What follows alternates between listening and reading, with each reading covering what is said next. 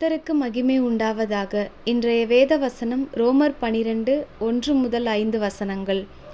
அப்படி இருக்க சகோதரரே, நீங்கள் உங்கள் சரீரங்களை பரிசுத்தமும் தேவனுக்கு பிரியமுமான ஜீவ பலியாக ஒப்புக்கொடுக்க வேண்டுமென்று தேவனுடைய இரக்கங்களை முன்னிட்டு உங்களை வேண்டிக் கொள்ளுகிறேன்.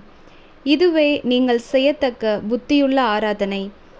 நீங்கள் இந்த பிரபஞ்சத்திற்கு ஒத்த வேஷந்தறியாமல் தேவனுடைய நன்மையும் பிரியமும் பரிபூரணமுமான சித்தம் இன்னதென்று பகுத்தறியத்தக்கதாக உங்கள் மனம் புதிதாகிறதினாலே மறுரூபமாகுங்கள்.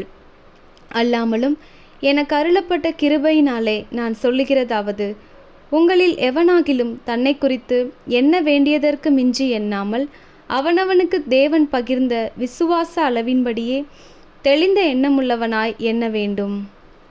ஏனெனில் நமக்கு ஒரே சரீரத்திலே அநேக அவயங்கள் இருந்தும் எல்லா அவயங்களுக்கும் ஒரே தொழில் இராதது போல அநேகராகிய நாமும் கிறிஸ்துவுக்குள் ஒரே சரீரமாயிருக்க ஒருவருக்கொருவர் அவயவங்களாயிருக்கிறோம்.